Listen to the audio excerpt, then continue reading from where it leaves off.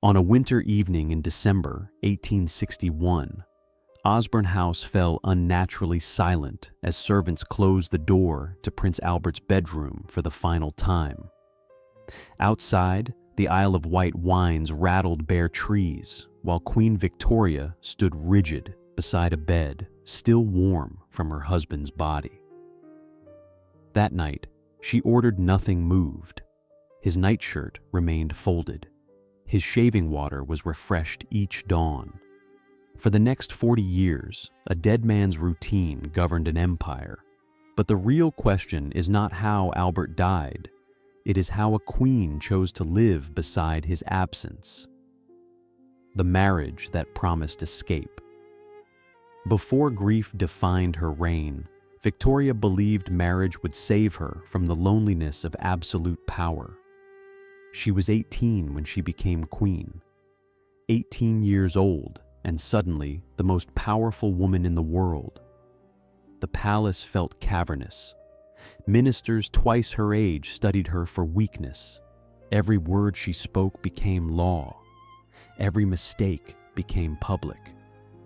She slept in rooms where her uncles had plotted against her mother. She ate meals alone at tables built for 20. The crown sat heavy on a girl who had never been allowed to walk down a staircase without someone holding her hand. Then came Albert. He arrived in October 1839, a German prince with serious eyes and a talent for organization. Victoria expected a diplomatic marriage. She got something else entirely. Within days, she was writing in her journal about his beauty, his kindness, the way he listened when she spoke. Within weeks, she proposed to him. Queens did the proposing. He said yes. They married in February 1840. She was 20. He was 3 months younger. The wedding was small by royal standards, only 300 guests. She wore white satin and Honiton lace. He wore the uniform of a British field marshal. When they left for their honeymoon, she gave him 2 days before insisting they return to work. She could not imagine being apart from him, not even for pleasure.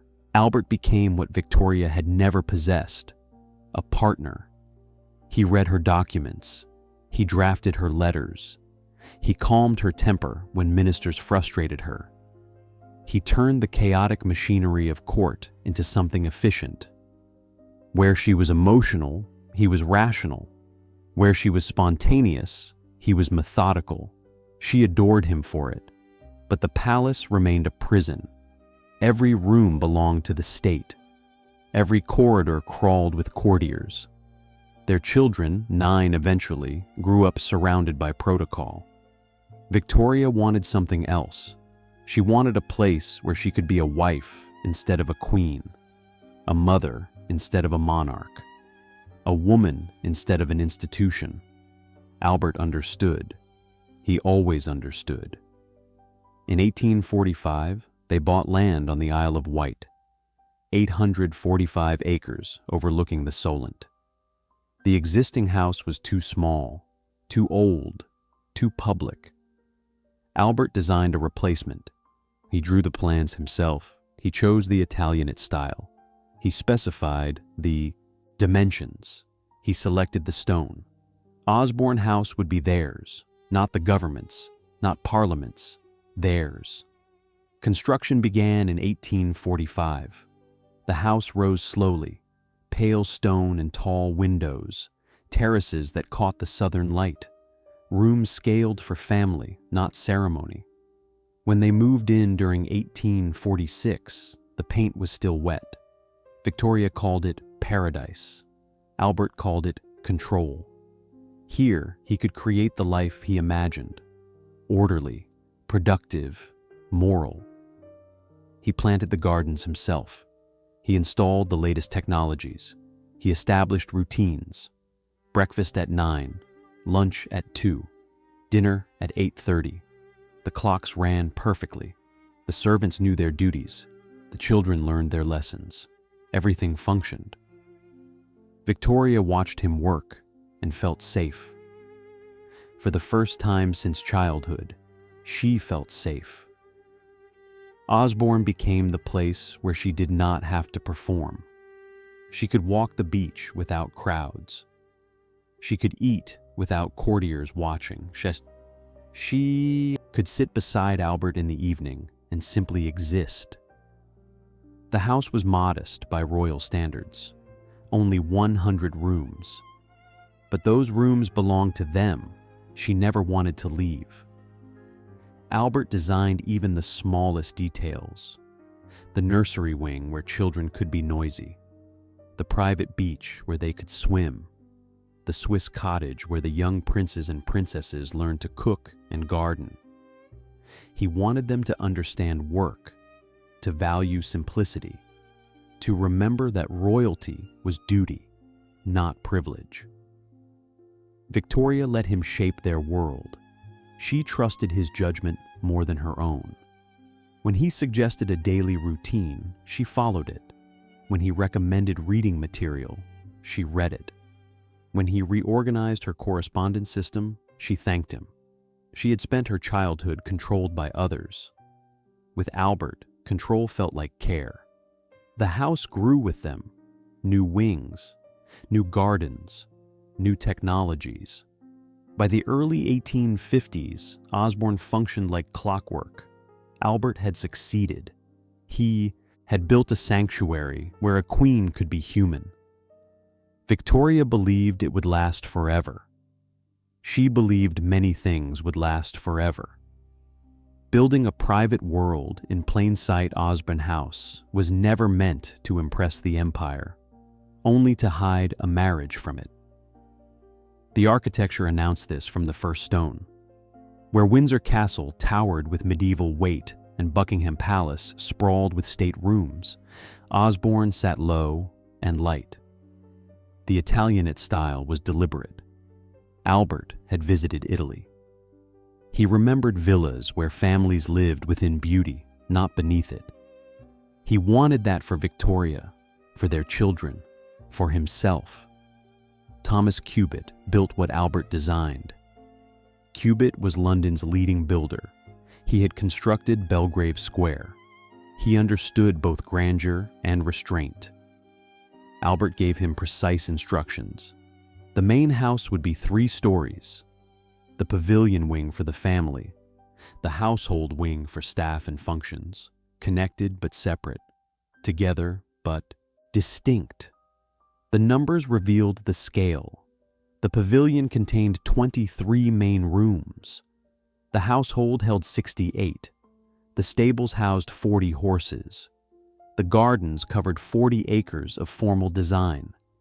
Add the farm, the woods, the beach access, and the estate commanded 845 acres. Not small, but not vast either. Victoria's grandmother had owned Carlton House with 300 rooms. Osborne was different. Rooms averaged 14 feet high, intimate for a palace. The corridors ran narrow, furniture sat close. Windows opened to gardens, not to London streets crowded with citizens who might judge or question. Every choice pushed inward. Privacy was the luxury. Seclusion was the point. Albert controlled the construction budget himself. He spent £200,000 over 10 years, enormous for a private citizen, modest for royalty. He paid from Victoria's personal income, not state funds. This mattered to him. Osborne was not a public building. It was their home. Politicians could not question it. Parliament could not inspect it. The house existed outside the machinery of state. The interiors reflected Albert's philosophy: beauty through function, ornament with purpose. The Durbar room would come later, after his death. But in the 1840s and 50s, decoration stayed restrained. Painted ceilings showed mythological scenes. Marble busts lined the corridors. Landscapes hung in heavy frames. But nothing excessive, nothing wasteful. Albert detested excess. He designed Victoria's bedroom suite himself. Her dressing room connected to her bedroom. Her bedroom opened to a private balcony. The balcony overlooked the gardens. His rooms mirrored hers across a shared sitting room. They could be together or apart. They could work separately and meet for tea. The architecture shaped their marriage. The children lived in the nursery wing, 16 rooms dedicated to childhood, bedrooms, schoolrooms, play spaces. A separate staircase kept noise from adult quarters. But the wing was close enough that Victoria could visit between meetings. She often did. She would sit with the younger children while Albert taught the older ones mathematics or history or German. Servants numbered 97 in an average summer season, not the hundreds employed at Windsor or Buckingham, not the armies required for state occasions. 97 people to maintain a royal household. Cooks, maids, footmen, grooms, gardeners, guards, each knew their role. Albert had written the job descriptions himself. The staff lived in the household wing.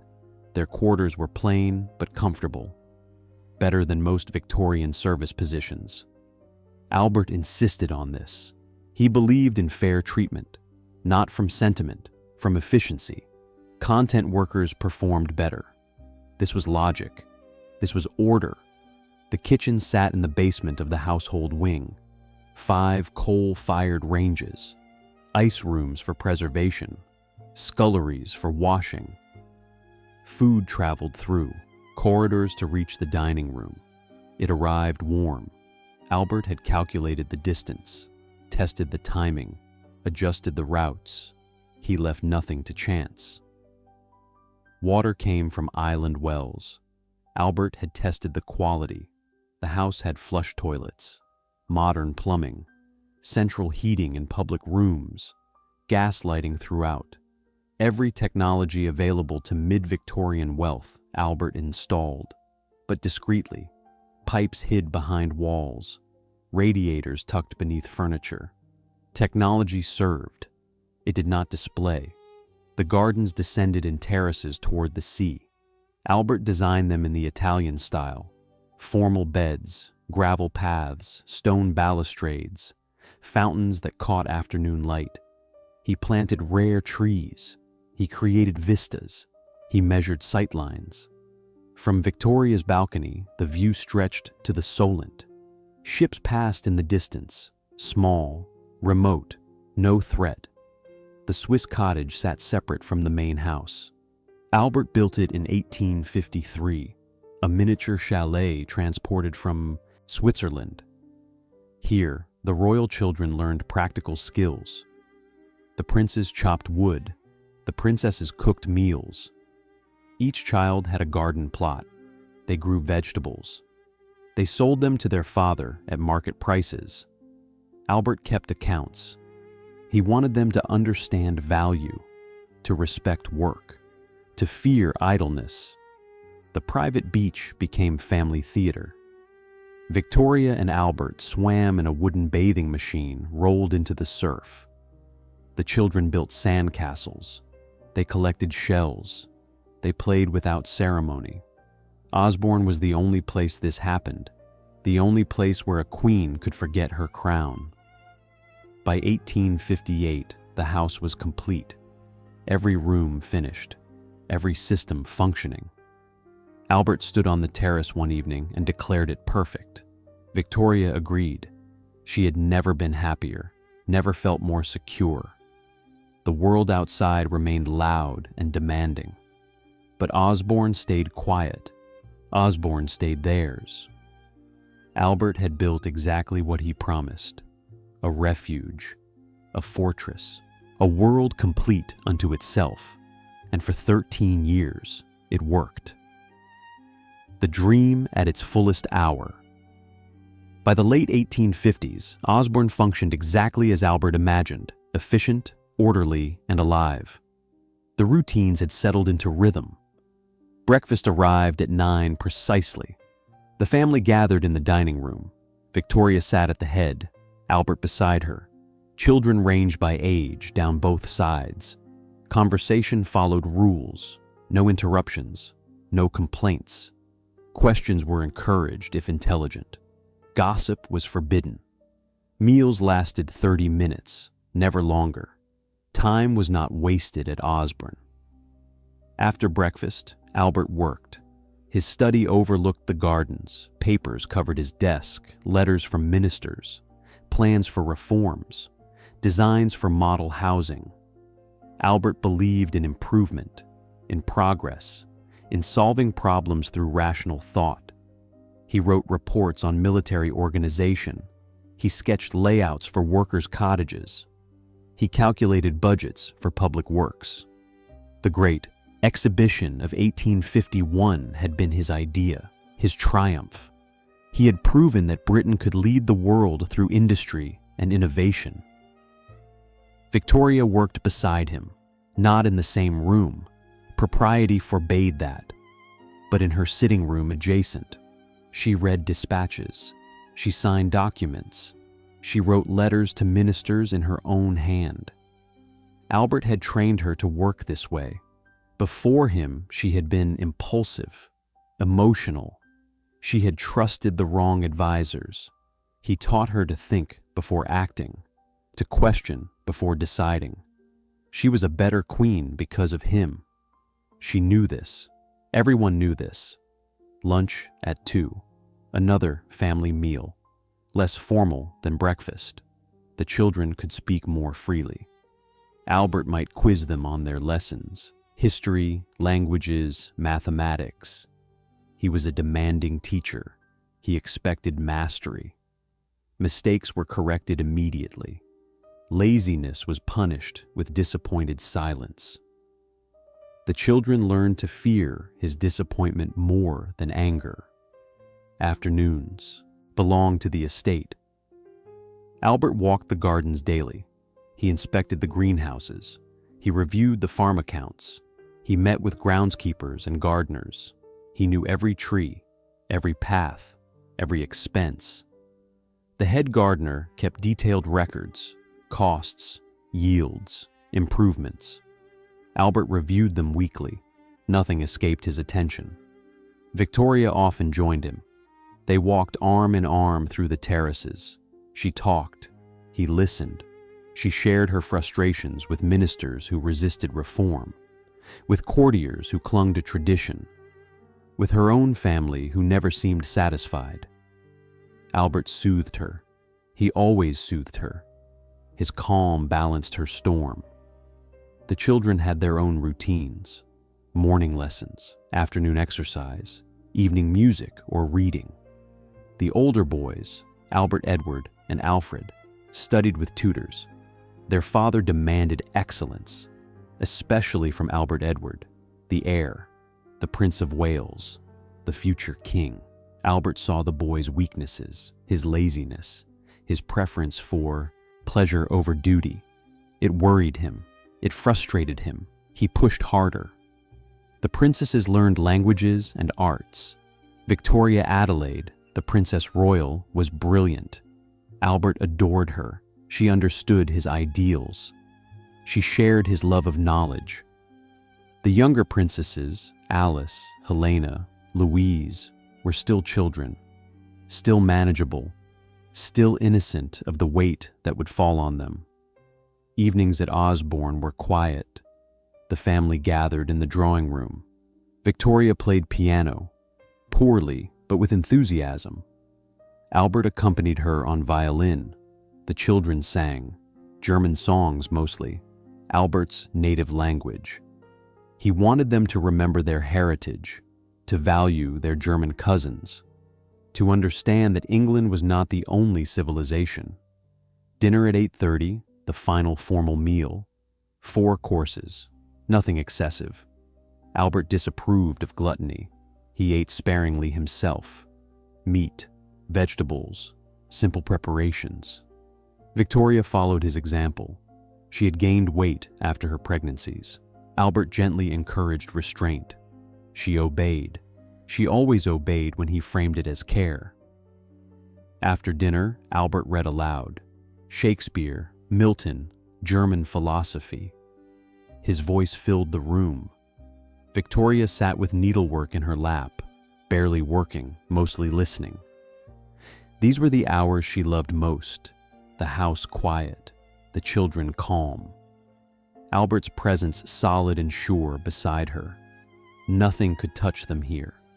Nothing could disturb this peace. By 1860, 9 children had been born at or brought to Osborne. Victoria was 41. Albert was 41.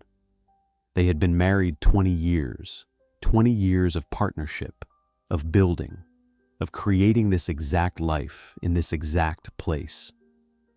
Victoria looked at her husband and saw permanence. She saw the future. She saw every day stretching ahead in perfect, predictable succession. Albert was less certain. He had been ill, not seriously, nothing alarming, but a persistent weariness, stomach troubles, insomnia. He worked too hard. Everyone said so. Victoria begged him to rest. He refused. There was too much to do, too many reforms needed, too many problems unsolved.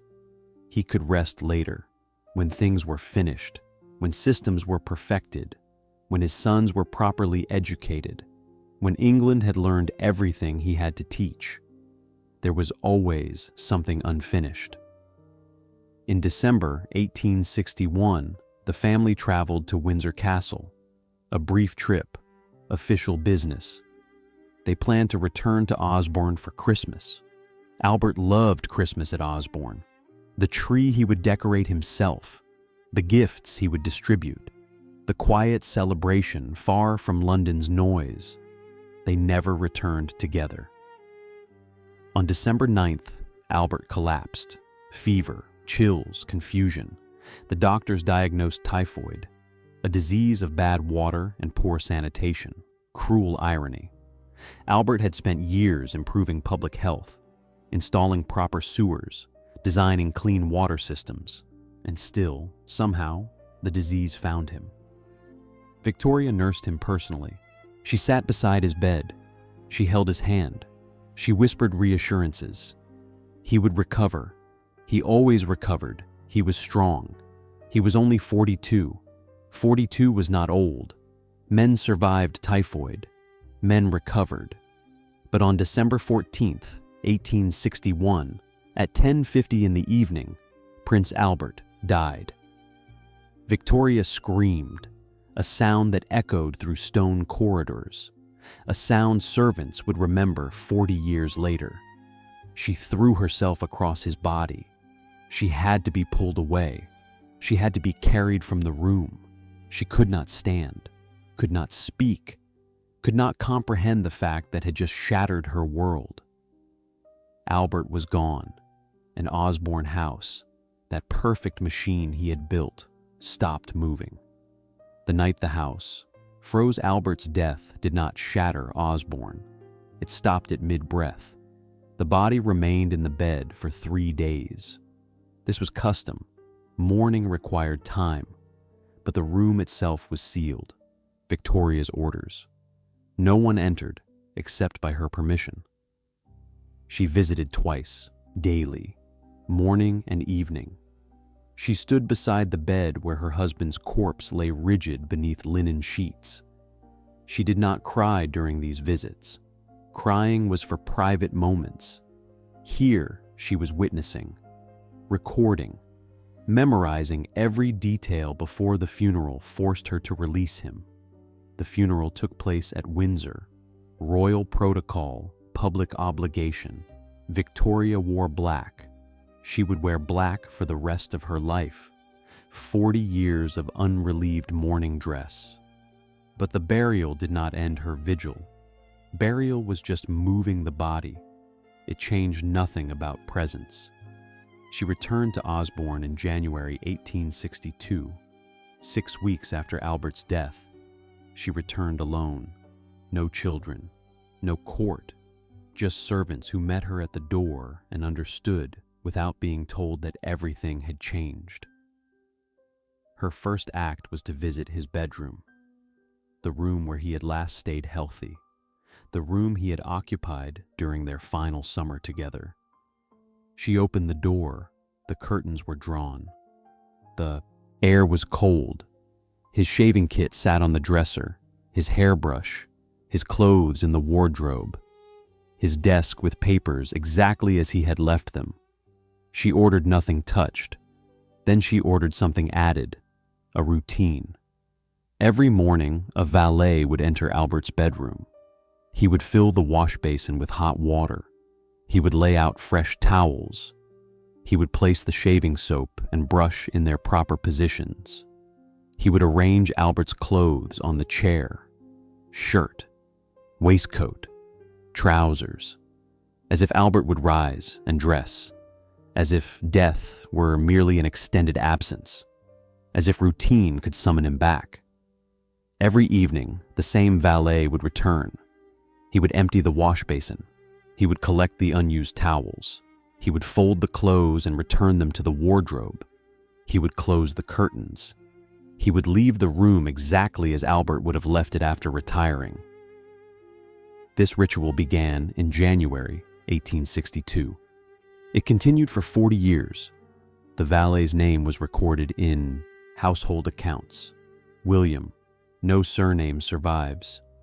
He was 24 when the ritual began, 64 when it ended.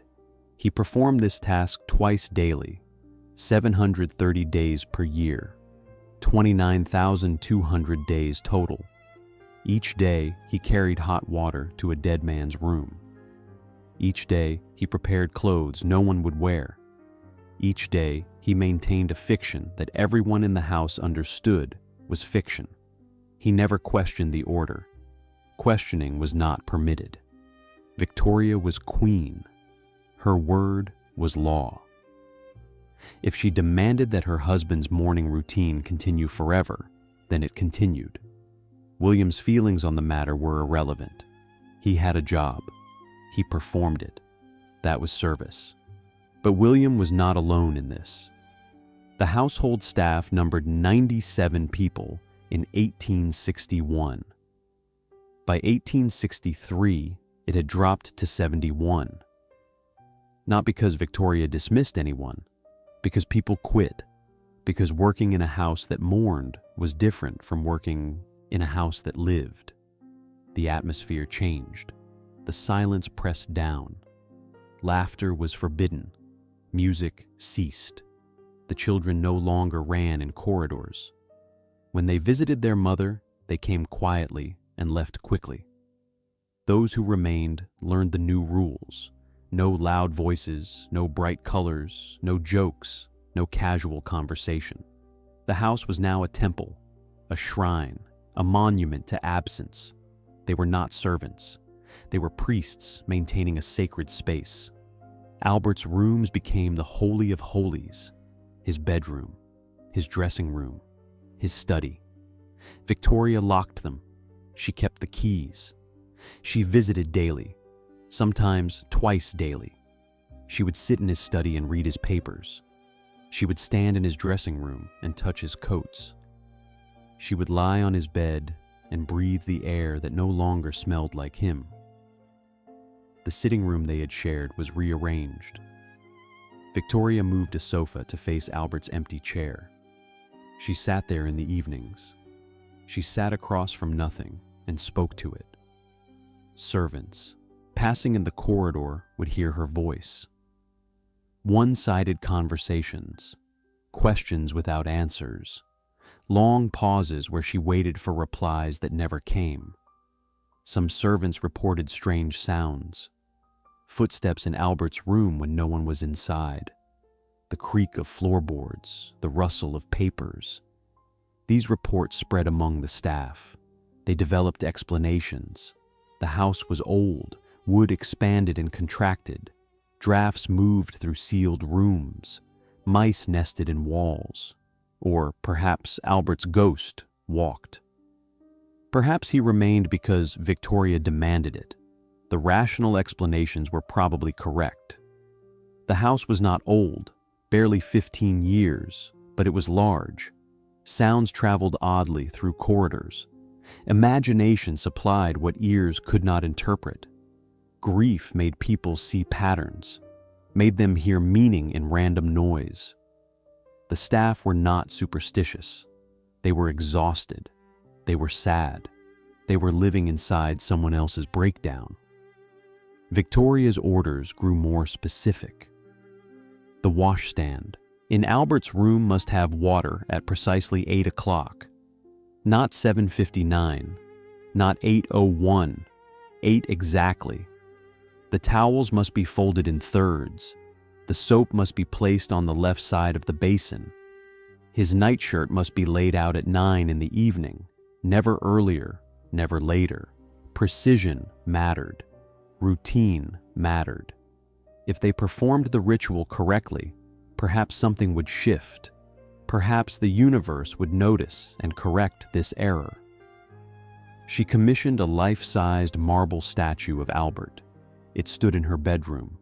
She placed flowers before it daily, fresh flowers, replaced before they wilted. She spoke to the statue as she had spoken to the man. She asked its advice. She told it about her day. She apologized for decisions she made without him. The statue stood silent, expensive, cold. In 1863, she ordered a plaster cast made of Albert's hand, his dead hand. She kept it beside her bed. Some nights she held it, stone fingers, lifeless weight, but shaped like his fingers, curled like his grip, close enough. The house staff watched this with growing concern, but concern changed nothing. Victoria was queen. She was also broken, and no one possessed the authority to stop her. 6 months after Albert's death, Victoria had still not appeared in public. Parliament grew restless. The government needed her. Bills required signatures. Audiences required the monarch's presence. Rituals required her participation. She refused everything. She stayed at Osborne or Windsor. She stayed locked in rooms where Albert's absence felt most present.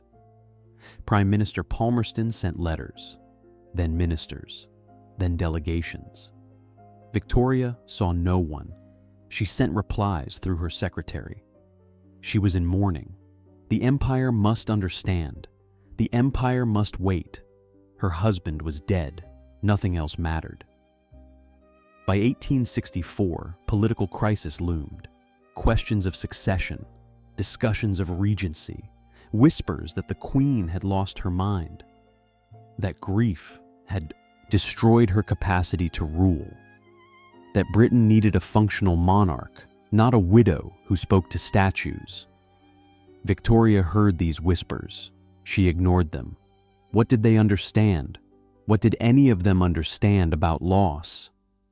Albert was not just her husband. He was her partner, her conscience, her compass. Without him, she was adrift. Without him, decisions felt impossible. Without him, the crown was just metal, heavy, meaningless. So she stayed at Osborne. She stayed in rooms where his routine continued, where his clothes were still laid out, where hot water was still carried to his wash basin, where the fiction of his presence was maintained twice daily by servants who understood that their duty was not to the living. The night the house froze was not the night Albert died. It was the night Victoria decided he would never leave, and 40 years would pass before anyone dared to disagree. Servants trapped inside a fiction. Every morning, dozens of adults performed tasks for a man they knew was dead. William the valet was just the beginning. His ritual with the wash basin and clothing was the most visible, the most obviously futile. But he was not alone in maintaining Albert's ghost. The entire household staff became complicit in Victoria's elaborate denial, not by choice, by command. The kitchen staff prepared Albert's favorite dishes, not daily, that would have been wasteful, but weekly, on anniversaries, on his birthday, December 26th. They cooked German recipes he had loved. roasted game, potato dumplings, black forest cake. The food was served on his favorite china. It was placed at his seat in the dining room. It sat there through the meal, untouched. Then it was removed and discarded. No one ate Albert's food. That would have been sacrilege. The gardeners maintained his private plot, a small section of the grounds Albert had cultivated personally, rare orchids, experimental hybrids, plants he had nurtured with scientific precision. After his death, Victoria ordered the plot preserved exactly as he had left it. The same species, the same arrangements, the same careful balance of sun and shade. One gardener was assigned exclusively to this duty, James. He was 28 when Albert died. He tended the dead prince's garden for 32 years. He retired in 1893 at age 60. He trained his replacement before leaving. The garden continued. The stable master kept Albert's horse ready, Sultan, a gray gelding Albert had ridden daily during summers at Osborne. After Albert's death, Sultan was groomed each morning, saddled, walked to the mounting block. He stood there for an hour.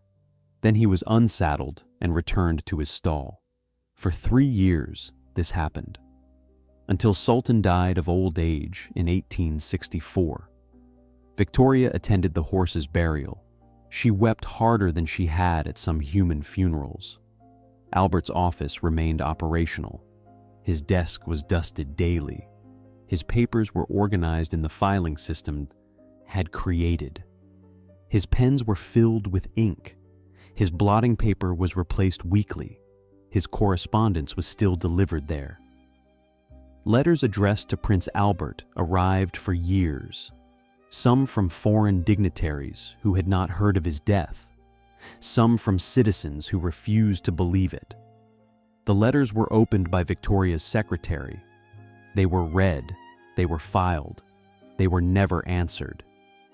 The library contained Albert's book collection, 5,300 volumes.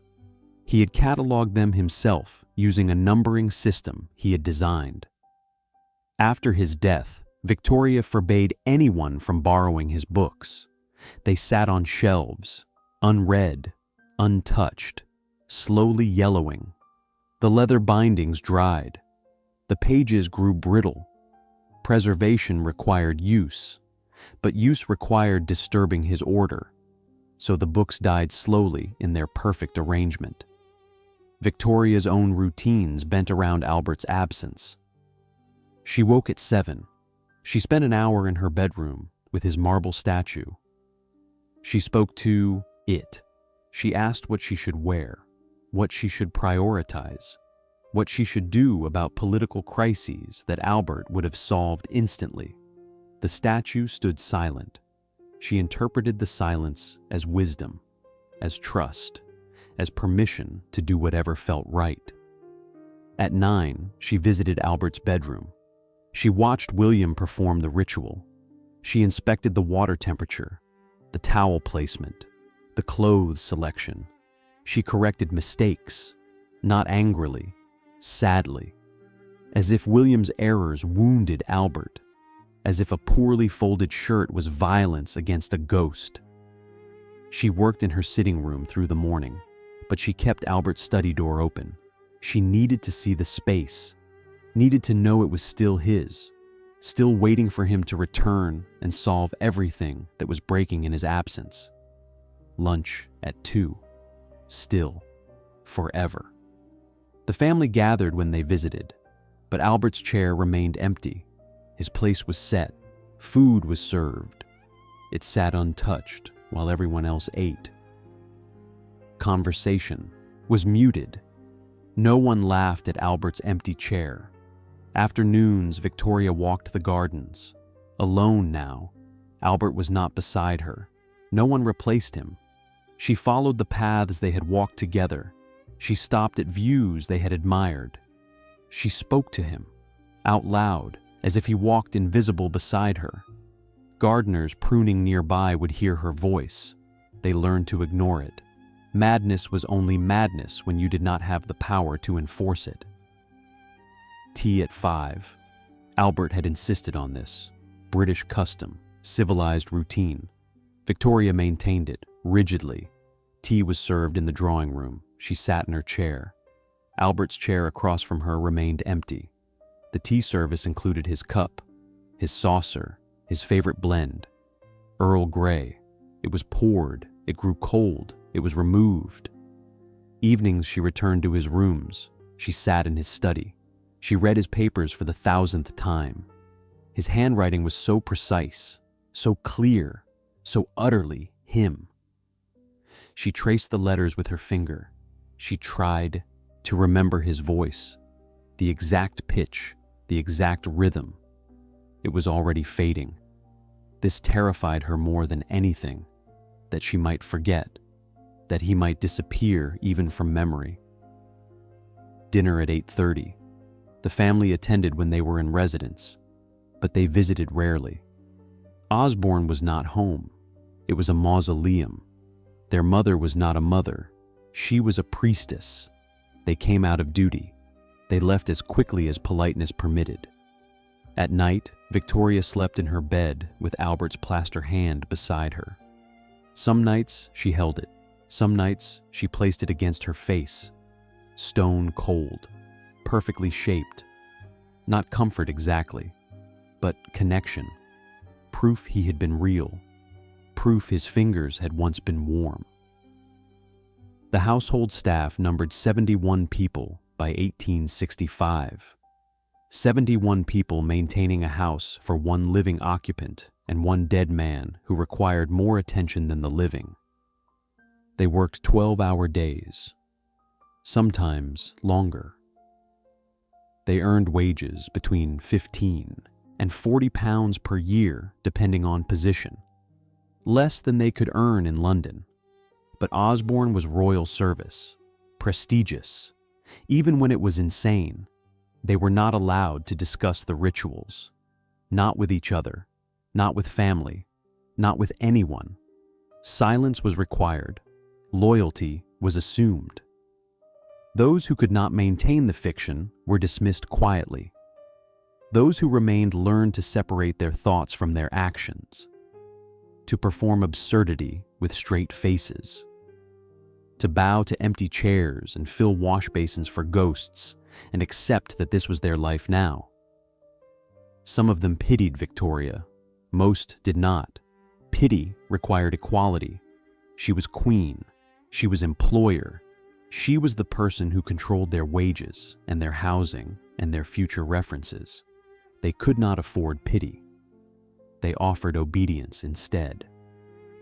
In 1868, 7 years after Albert's death, Victoria had still not fully returned to public life. She attended some state functions.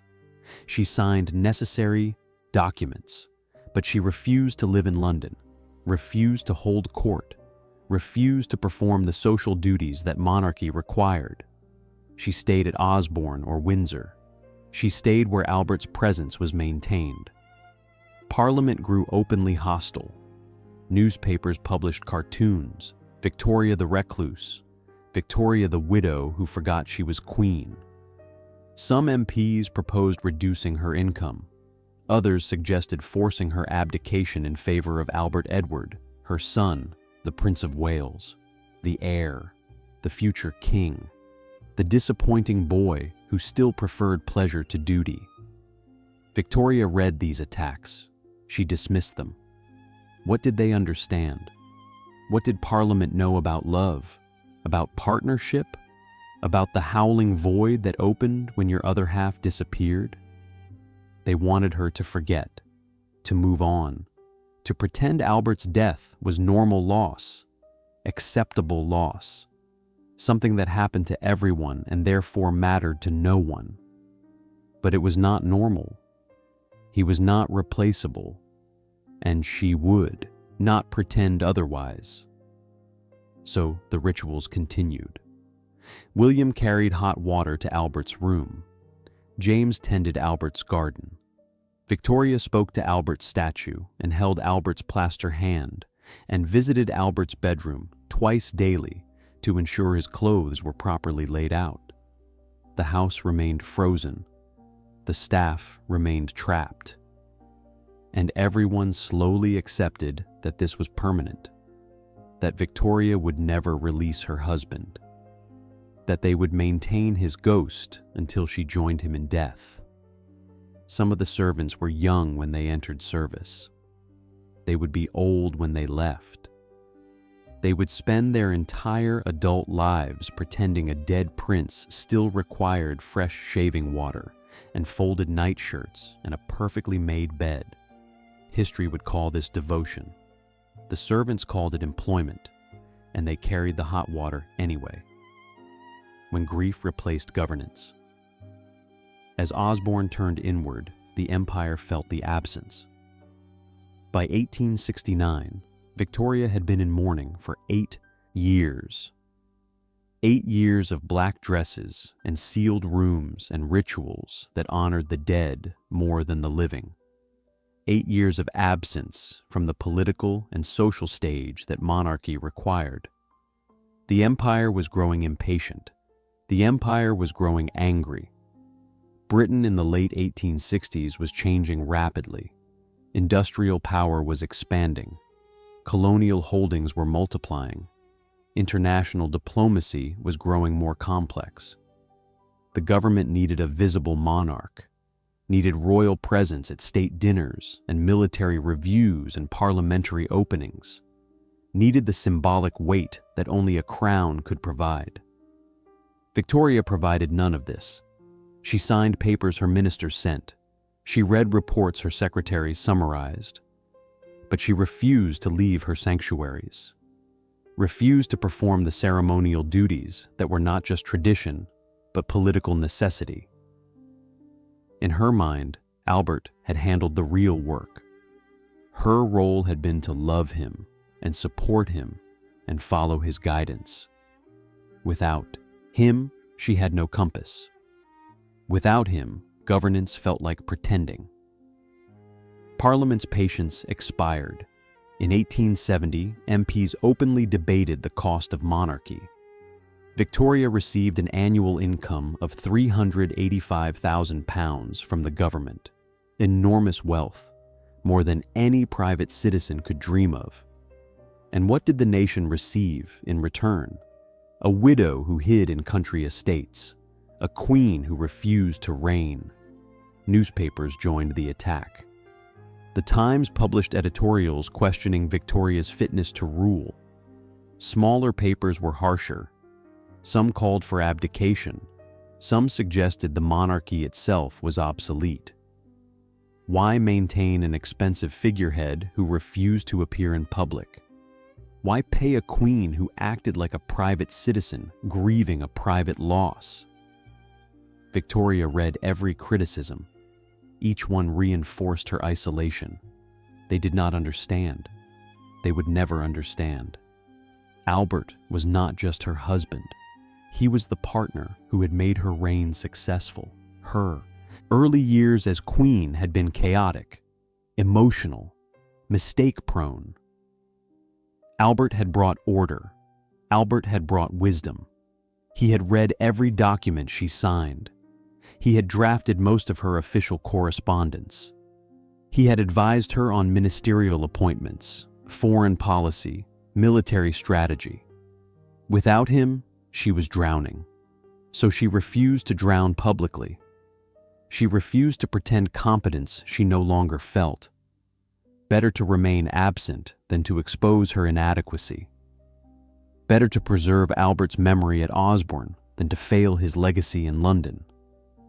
But absence had consequences. The Prince of Wales, Albert Edward, was 30 years old in 1870. He was heir to the throne. He was also everything his father had feared: lazy, pleasure-seeking, scandalous. He gambled. He kept mistresses. He attended parties that lasted until dawn. He represented everything Albert had despised. Victoria blamed herself. If she had been a better mother, If Albert had lived longer, if the boy had been given more time to mature under his father's guidance. But Albert was dead. And Albert Edward was the future king. A future king who embarrassed the crown with every public appearance. The comparison became unavoidable.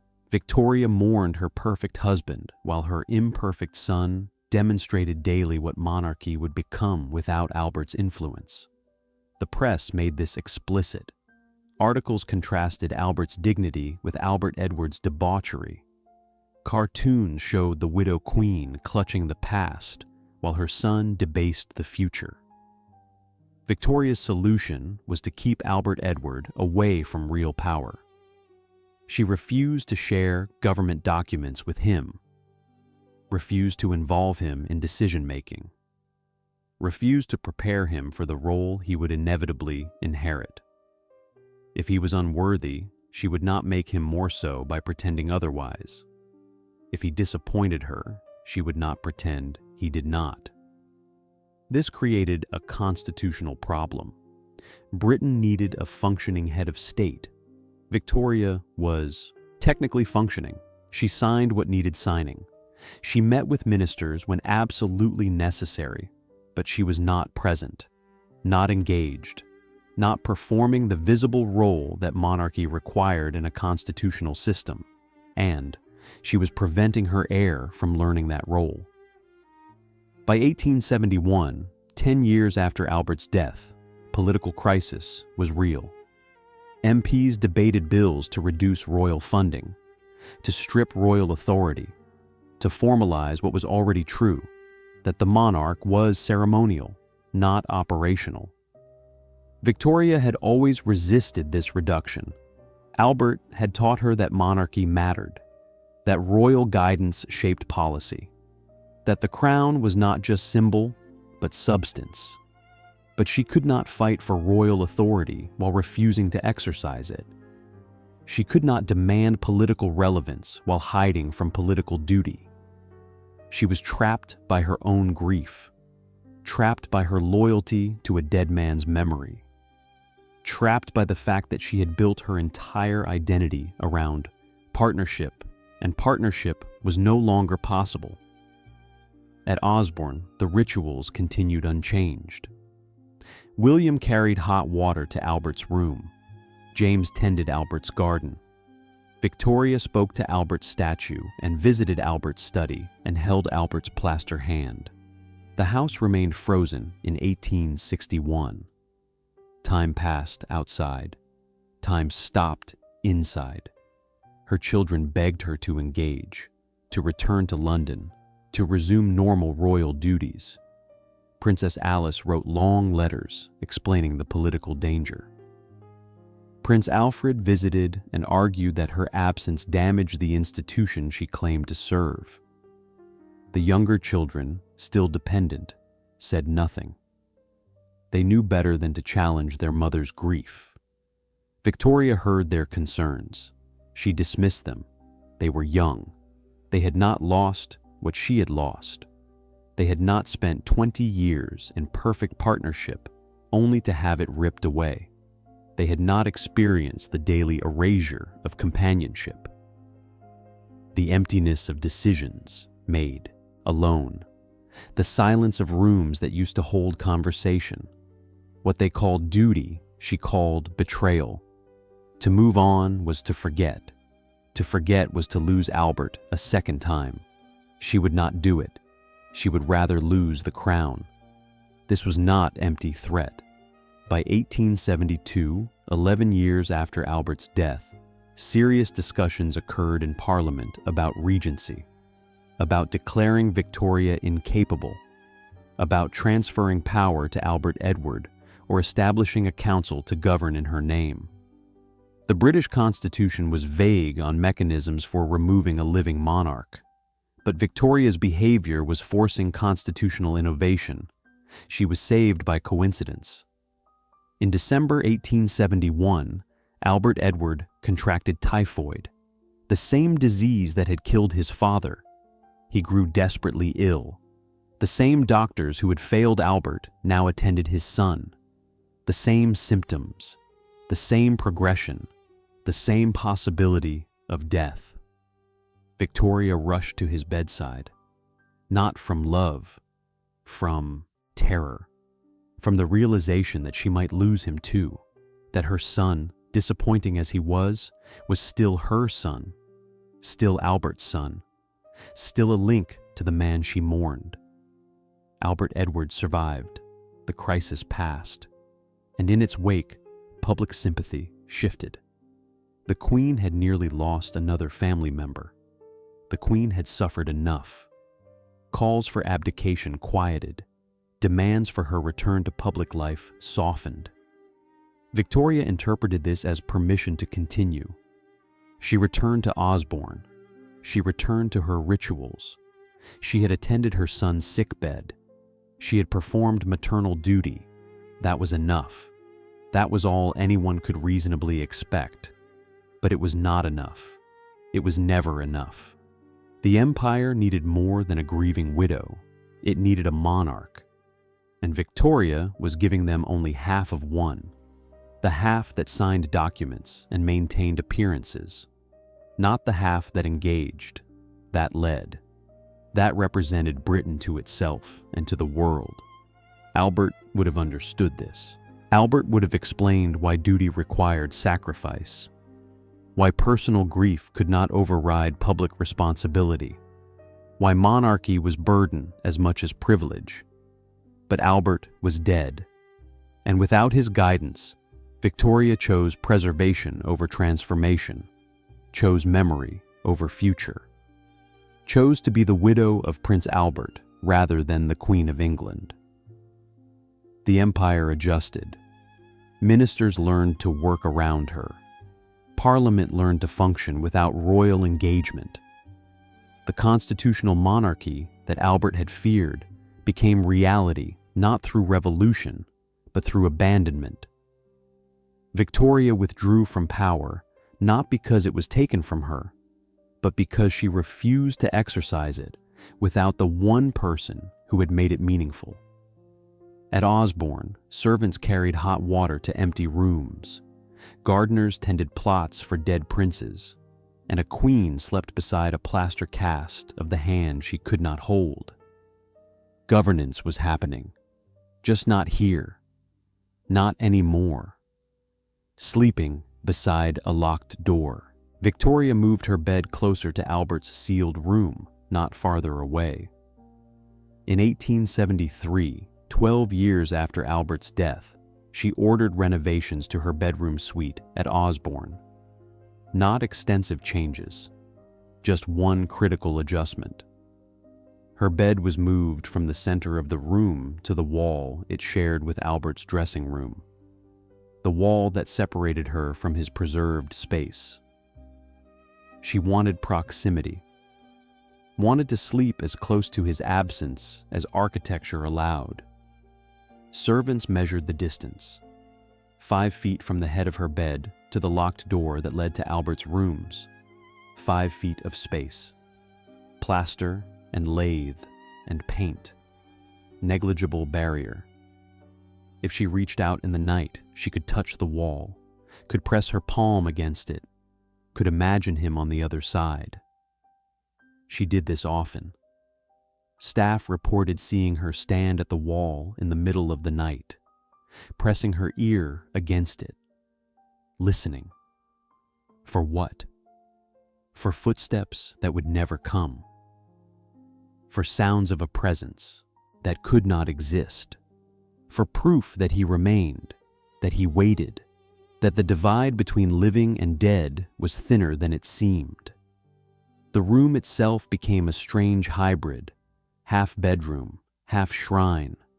Albert's marble statue stood in the corner, his portrait hung above the fireplace. His plaster hand rested on the bedside table. His dressing gown was draped across a chair, not the dressing gown from 1861. That was preserved in his sealed rooms. This was a replica, identical fabric, identical cut. She had ordered it made. She wrapped herself in it some nights, pretending his arms were around her, pretending warmth was presence. The nights were hardest, always. During the day, she could fill hours with work, with letters, with audiences. With the mechanical tasks of governance, she still performed when absolutely necessary. But night offered no distraction. Night was silence and darkness and the crushing awareness that she was alone, that she would always be alone. That 40 years might pass or 400 and it would not change. She slept poorly. Her ladies-in-waiting kept journals. They recorded her nocturnal wanderings. She would rise at 2 in the morning, 3, 4. She would light a candle. She would walk to Albert's door. She would touch the handle, never opening it, just touching, confirming the seal, confirming that everything inside remained exactly as he had left it. Some nights she spoke through the door, whispered conversations, questions about decisions she faced, apologies for mistakes she had made, updates on their children's lives. The children he would never see grow old, the grandchildren he would never meet, the empire that continued without him. Staff passing in corridors would hear her voice, muffled, one-sided, ghostly in its own right. They walked quickly, said nothing, added another story to the collection of strange sounds that haunted Osborne after dark. The stories multiplied. Footsteps in Albert's bedroom when no one had entered. The creak of his desk chair when his study was locked and empty. The scent of his cologne in corridors he no longer walked. Some staff believed in ghosts. Others believed in drafts and old wood and the power of suggestion. Both groups were nervous. Victoria encouraged the ghost stories, not directly. She would never explicitly claim Albert's spirit remained. That would be unseemly, possibly heretical. Spiritualism was fashionable in the 1870s, but still controversial. Queens did not publicly consort with the dead, but privately she consulted mediums. This was documented in her correspondence. She attended seances. She asked spiritualists to contact Albert, to bring messages from beyond. Most of what she received was vague nonsense, generic phrases that could apply to anyone. But occasionally, a medium would mention something specific, a phrase Albert used, a habit he had, and Victoria would grasp at it, would believe that he had spoken, that he was watching, that her vigil was not madness, but communication. Her physician grew concerned. Sir James Reed served as royal doctor from 1881 onward. He inherited a patient who slept 3 or 4 hours per night, who wandered her rooms speaking to absence, who wore a dead man's dressing gown and clutched a plaster cast of his hand.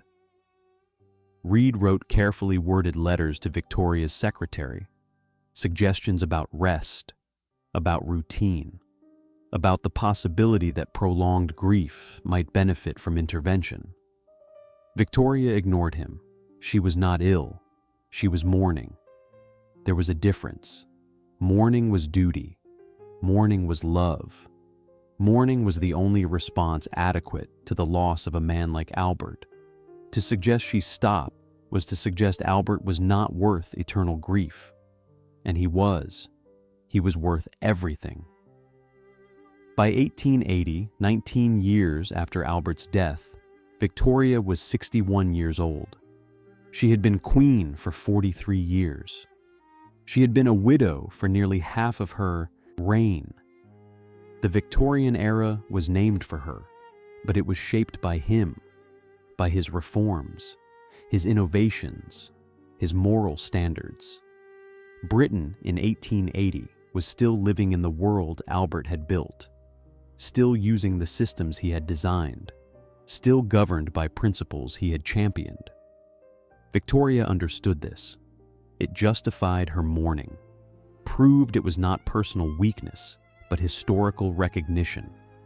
Albert deserved to be remembered, deserved to have his routines maintained, deserved to remain present in the house he had built. But memory requires maintenance, and maintenance requires people. The household staff at Osborne continued their rituals. William was still carrying hot water to Albert's room. He was 42 now, middle-aged. He had spent half his life performing this task. He would spend the other half doing the same.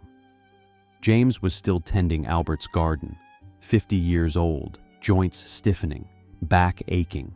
But the garden remained perfect. The plants Albert had chosen still bloomed, still hybridized, still demonstrated the botanical principles Albert had found so fascinating. New staff were hired, younger servants. They learned the rituals from older servants. They learned that this was normal, that all royal houses maintained the dead this way. They did not question it. Questioning led to dismissal. Acceptance led to wages. Victoria's children were adults now. The oldest, Victoria Adelaide, was Princess Frederick of Prussia. Married to a German prince, living in Berlin. She wrote to her mother regularly. Gentle letters, loving letters. Letters that carefully avoided mentioning that perhaps 40 years of mourning was enough. Perhaps it was time to release the past. Perhaps Albert would have wanted his widow to live. Victoria did not answer these unspoken suggestions. How could she? Her daughter was happy, married, fulfilled. She had not lost what Victoria had lost. She had not experienced this particular erasure. She could not understand. Albert Edward was 40 in 1880. He had waited his entire adult life to become king. He would wait another 20 years. Victoria refused to abdicate, refused to die, refused to release her grip on the crown or on Albert's memory. She would be queen until death forced her release. And even then, she planned to be buried beside Albert, reunited, together again, forever. At night, she pressed her ear against the wall between her room and his. She listened. She waited. She convinced herself that absence was presence, that silence was speech, that 5 feet of plaster could not really separate her from the man she loved. And in the morning, William would carry fresh hot water to Albert's room, would lay out Albert's clothes, would maintain the fiction that death was temporary, and love was eternal, and grief had the power to hold back time. Victoria watched through the door she kept cracked open, watched the ritual she had commanded, watched proof that she had not let go, proof that she never would. The wall between them was thin, but it was enough. It was all she had. It was everything. Children raised in a mausoleum. For Victoria's children, Osborne was not a home. It was a shrine. They learned this young. The older children, Victoria Adelaide and Albert Edward and Alice, remembered Osborne before their father's death. Remembered summers filled with swimming and games and evening concerts. Remembered their father walking the gardens. Remembered their mother laughing. Remembered what home felt like when it was built for living. The younger children knew only after. Helena was 15 when Albert died. Louise was 13. Arthur was 11. Leopold was 8. Beatrice was 4. For them, Osborne had always been frozen, had always smelled of dust and grief, had always required silence. They were not allowed to disturb the preserved rooms, not allowed to touch their father's belongings, not allowed to ask why their mother spoke to empty chairs and wore only black and treated their dead father as more present than her living children. Victoria was not a warm mother even before Albert's death. Motherhood had been duty, important duty, but duty nonetheless. She loved her children in theory. In practice, she often found them exhausting. Albert had been the parent who understood them, who educated them, who shaped their characters. Victoria had provided heirs. Albert had made them human. After his death, she could barely look at them. They reminded her of him. Albert Edward had his father's coloring.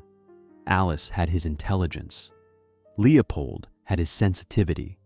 Every child was a walking memorial, a living echo of the man who should have been there to guide them. She pushed them away, not consciously, not cruelly, but absolutely. She retreated into her mourning. They retreated into survival.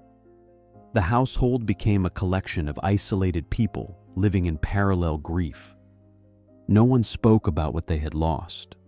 No one questioned the rituals. Everyone performed their roles. Everyone stayed quiet. The children learned to visit their mother on schedule. Brief audiences, 20 minutes, 30 at most. They would sit in her drawing room. She would ask perfunctory questions about their health, their studies, their activities. They would answer briefly. She would nod. The silence would grow uncomfortable. They would leave. Duty complete, love unspoken. Victoria Adelaide wrote to her mother frequently. Long letters, loving letters, letters that tried to bridge the distance. Victoria responded. Short replies, proper replies. Replies that revealed nothing of her internal state. The Princess Royal was the child who most resembled Albert intellectually. This should have made her Victoria's favorite. Instead, it made her too painful to engage with fully. She was what Albert could have been, what he should have been. She was proof of loss. Albert Edward received the harshest treatment. Victoria blamed him for disappointing his father, for failing to live up to the ideal Albert had set. The Prince of Wales was 30 when his father died, old enough to be himself. But Victoria never forgave him for being himself instead of Albert's perfect copy. She wrote him letters listing his failures, his scandals, his indiscretions. She reminded him constantly that his father would have been ashamed, that Albert had died disappointed in his heir. Whether this was true was irrelevant. Victoria believed it, and she made sure Albert Edward believed it too. He responded by embracing everything his parents had forbidden: gambling, mistresses, late nights, excess. If he could not earn his mother's approval, he would stop trying. If his father's ghost haunted Osborne, Albert Edward would stay in London. He avoided the Isle of Wight, avoided the house, avoided the suffocating weight of grief that pressed down on everyone who entered. The younger children had no escape. They were too young, too dependent. They lived at Osborne when their mother was in residence. They learned to walk quietly, to speak softly, to understand that their father, though dead, took priority over them. Beatrice, the youngest, became Victoria's companion, not from love, from proximity. Beatrice was 4 when Albert died. She had almost no memories of him. She grew up in the aftermath, grew up shaped by her mother's grief. She learned to comfort, to soothe, to put Victoria's emotional needs before her own. This became her role, her identity, her prison. Victoria kept Beatrice close, refused to let her marry for years, refused to release her to independence. Beatrice was the last child, the one who remained, the one who could be controlled. When Beatrice finally fell in love at 27, Victoria was furious, betrayed. How dare her daughter choose a husband over her mother? How dare she prioritize her own life? Victoria punished her with silence. Months of refusing to speak to Beatrice directly. Months of communicating only through written notes passed by servants. The silent treatment of a grieving queen was absolute, devastating. Beatrice nearly broke the engagement, nearly sacrificed her own happiness to appease her mother's need. She married anyway, in 1885, 24 years after her father's death. She was 28. Her husband was Prince Henry of Battenberg. Victoria attended the wedding. She wore black. She permitted the marriage on one condition. Beatrice and her husband would live with Victoria, would remain at her side, would never leave her alone. They agreed. They had no choice. And for the next decade, Beatrice and Henry lived in Osborne House during the summers and Windsor Castle during the winter, living with Victoria, subject to her moods, orbiting her grief. The other children scattered. Victoria Adelaide to Germany, Alice to Hesse, Helena to England but not to court. They built their own lives, had their own children, created their own homes. But they were expected to visit, expected to maintain the fiction that they were still a family, that Osborne was still home. They came when summoned. They walked the gardens where their father had walked. They sat in drawing rooms where his chair remained empty. They pretended not to notice the rituals. The hot water carried to empty rooms, the clothes laid out for corpses, the way their mother spoke to portraits and statues in absence. Some of them wrote about it. Letters, diaries, carefully worded memoirs published decades later. They described Osborne as beautiful, as peaceful, as a treasured childhood place. But between the lines, the truth appeared. They had been raised in a tomb. They had learned to love a ghost they barely remembered. They had sacrificed their childhoods to their mother's inability to release their father. Victoria never recognized this sacrifice. In her mind, she was preserving their father's memory, ensuring they understood his greatness, teaching them devotion. She thought she was giving them a gift, proof that love endured beyond death, evidence that marriage was meant to be eternal. What she gave them was silence, distance, the burden of a parent who prioritized the dead over the living. By 1890, 29 years after Albert's death, Victoria was 71 years old. Her children were middle-aged. Her grandchildren were adults. Osborne House had been frozen for nearly 3 decades. An entire generation had grown up visiting their grandmother's shrine. They were used to it by then, used to the strangeness, used to the fact that their grandmother slept beside a locked door and spoke to plaster casts and demanded that servants maintain routines for a man who had been dead longer than some of them had been alive. They did not question it. Queens did not face questions. Mothers did not face accountability. And Victoria was both. She was also the most powerful monarch in the world, Empress of India, Queen of the United Kingdom, head of an empire that spanned continents. If she chose to spend her private life mourning, that was her prerogative. No one could stop her. No one dared try.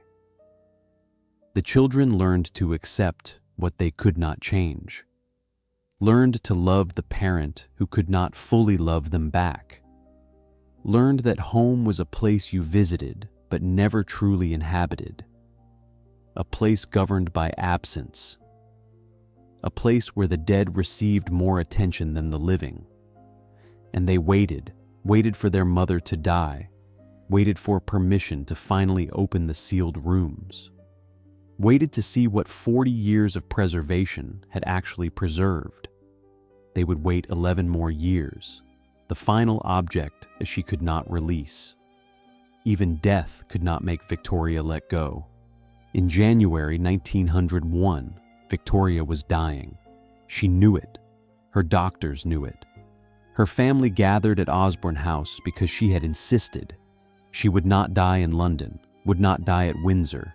She would die here, in the house Albert had built. as close to his preserved rooms as her bed could be, moved. She was 81 years old. She had been queen for 63 years, longer than any British monarch before her. The Victorian era was literally ending with her. The world was changing. Electricity was spreading. Automobiles were multiplying. The 20th century had just begun. Victoria belonged to the 19th. She was ready to leave it, but not alone, never alone. Her children filled Osborne's corridors. Albert Edward, now 59, waiting to become King Edward VII, waiting to finally inherit the throne his father had prepared him for and his mother had kept from him. The other surviving children came. Victoria Adelaide from Germany, Helena, Louise, Arthur, Beatrice. They took turns at her bedside. They watched her fade. She was lucid until the end, sharp, demanding. She gave instructions about her funeral, about her burial, about the specific objects that must be placed in her coffin. Her family listened. Her doctors wrote everything down. No detail was too small. No request was unreasonable. She was queen. She was dying. She would be obeyed. On January 22nd, 1901, at 6:30 in the evening, Queen Victoria died. Her last word was Bertie, her nickname for Albert Edward, the son who had disappointed her, the son who would now be king. She called his name and closed her eyes and left a world she had been ready to leave for 40 years. Her body was prepared for burial. Victorian custom dictated a lying in state, a public viewing. But before the public ritual, before the state funeral, before any of the official mourning began, Victoria's private instructions were executed. Her coffin was opened. Her ladies-in-waiting brought the items she had specified. These were not the traditional royal burial items. No crown, no scepter, no symbols of monarchy. Victoria had chosen different treasures, personal treasures, objects that mattered not to the queen, but to the widow. First, they placed Albert's dressing gown in the coffin, the actual dressing gown from 1861, the one that had hung in his sealed rooms for 40 years, the one she had touched but never moved, the one that smelled impossibly of him. It was folded and placed beside her body. Second, a photograph of Albert, not a formal portrait, a private photograph, one of the last taken before his death. He looked tired in it, sick, human. She had kept it on her nightstand, had looked at it every morning for 40 years. Now it would accompany her into the ground. Third, the plaster cast of his hand, the hand she had held in life, the hand she had cast in death, the hand she had clutched in the night when loneliness became unbearable. It was placed in her left hand, her fingers closed around its stone fingers. In death, they would hold hands. In death, he would finally touch her again. Fourth, Albert's cloak, a military cloak he had worn to public functions. She had stolen it from his rooms years ago, had wrapped herself in it, had pretended his arms were around her. Now it was laid over her body, a blanket, a shield, protection from eternity. Fifth, a lock of his hair, brown, graying slightly, cut from his head after death. She had kept it in a locket. The locket was placed around her neck. She would wear it forever. The family was not present for this. They were not allowed. These were her secrets, her final privacy. Only her closest ladies knew what went into the coffin. Only they understood the full depth of her devotion, or her obsession, or whatever word adequately described 40 years of refusing to release a corpse's memory. When the coffin was sealed, Victoria was not alone in it. Albert was there, in fabric, in image, in plaster and hair, and the ghost she had maintained through 4 decades of meticulous ritual. She had slept beside his absence in life. She would sleep beside his presence in death. The funeral was enormous. State occasion, royal protocol. Monarchs from across Europe attended. The Prince of Wales became King Edward VII. The Victorian era officially ended. The Edwardian era began. A new century, a new reign, a new world. But at Osborne House, nothing changed immediately. The staff still carried hot water to Albert's room, still laid out his clothes, still maintained his garden.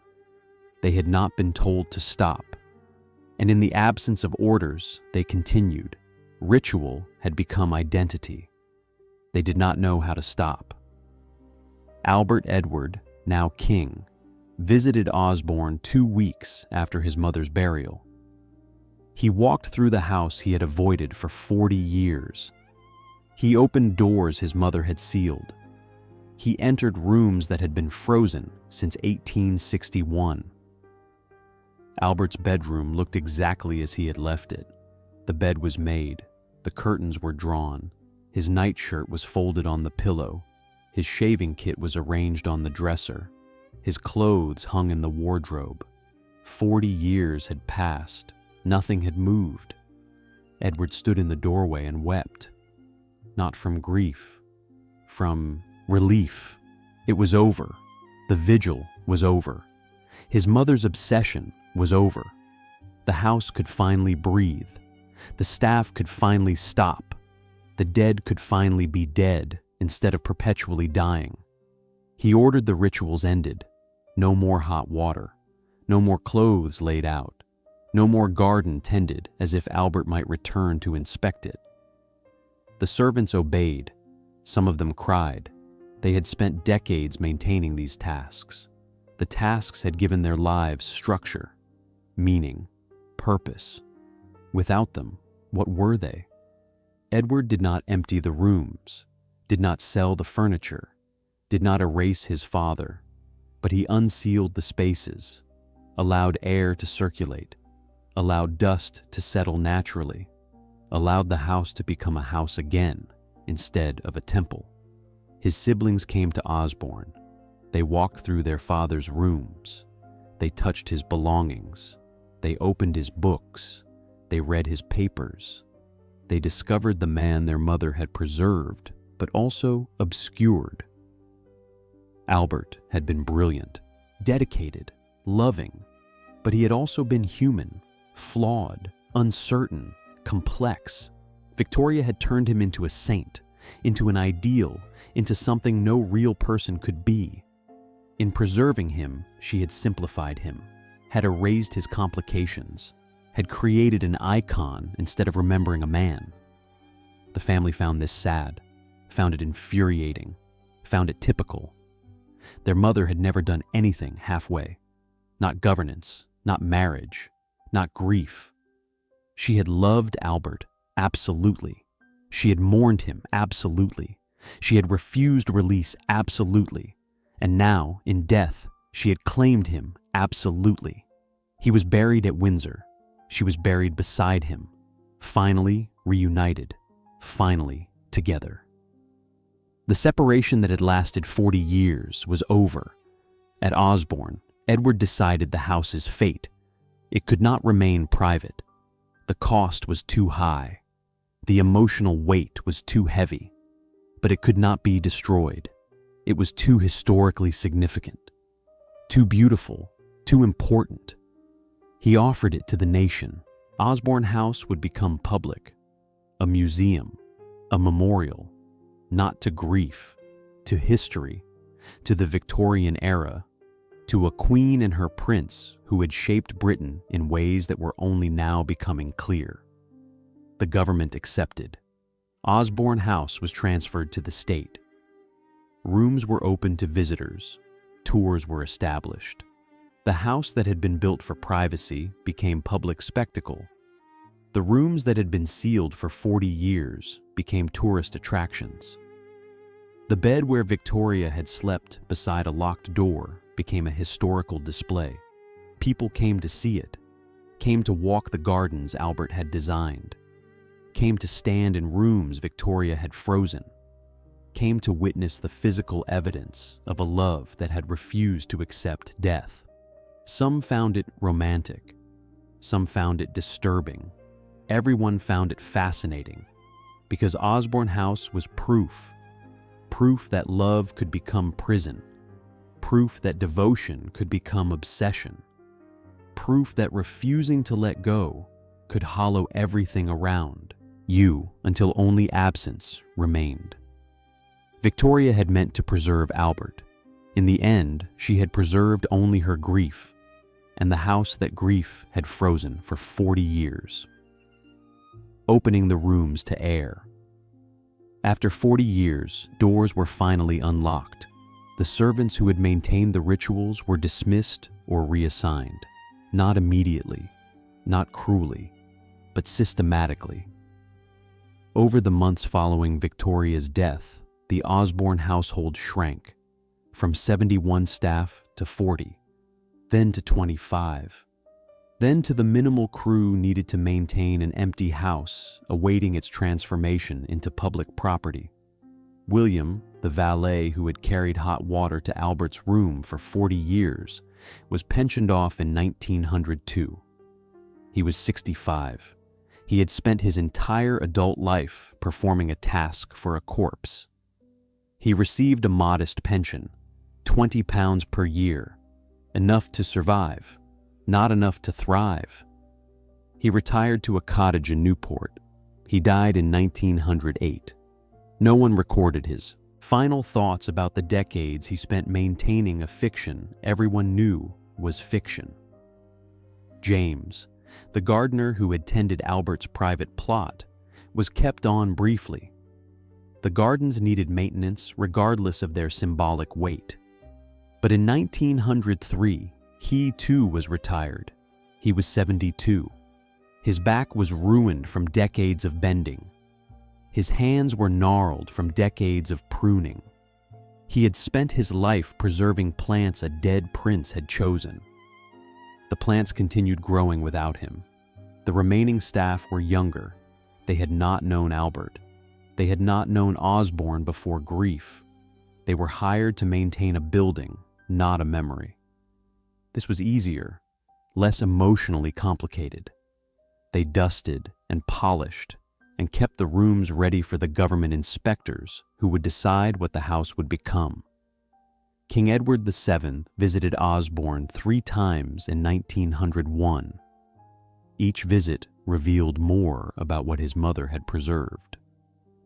The house contained 40 years of accumulated objects, letters, photographs, clothing, furniture, art, books. Every item had been frozen in place. Every item carried weight. Edward ordered an inventory, a complete catalog of everything Osborne contained. The task fell to the Lord Chamberlain's office. They sent clerks, accountants, historians, people who could assess value, both financial and historical. The inventory took 2 years. The numbers were staggering. Albert's bedroom alone contained 317 items. Clothes, toiletries, books, papers, personal effects. Nothing had been removed, nothing had been replaced. Even the water in the wash basin had been refreshed daily. For 40 years, 29,200 days, approximately 14,600 gallons of water carried to a room where no one washed. The study contained Albert's papers, letters, reports, designs, calculations, 5,216 documents. Some were historically important. Albert's notes on the Great Exhibition, his correspondence with engineers about water systems and sewage reforms, his designs for model housing. These were archived, preserved properly, studied by historians. Others were mundane, shopping lists, garden notes, letters to his children about minor disciplinary issues. These were also kept, Everything was kept, because everything had mattered to Victoria. Everything had been part of Albert, and she had refused to distinguish between historically significant and merely personal. The family was given time to claim personal items, things they remembered from childhood, things with sentimental value. Princess Beatrice took the most. She had been her mother's companion. She understood the weight of each object. She took photographs, letters, small pieces of furniture, things that reminded her not of her father, whom she barely remembered, but of her mother's devotion to him. The other siblings took less. They had complicated relationships with Osborne, with their parents, with the grief that had defined their childhoods. They visited the house one final time, walked the gardens, stood in the sealed rooms, said private goodbyes to the place that had been home and tomb and prison and shrine. In 1904, 3 years after Victoria's death, Osborne House officially transferred to the state. King Edward signed the documents. Parliament accepted the gift. The house became property of the nation, a museum, a memorial, a tourist attraction. The government decided how to present it. This was delicate. Osborne was not just a house. It was evidence of extended grief, of possible mental instability, of a queen who had prioritized personal loss over public duty. How do you display that? How do you contextualize decades of ritual mourning without judging the woman who commanded it? They chose restraint. Rooms were open to the public, but presented as historical spaces. This is where Victoria and Albert lived. This is how Victorian royalty functioned. This is the domestic life behind the public crown. The grief was acknowledged but not emphasized. The sealed rooms were explained but not sensationalized.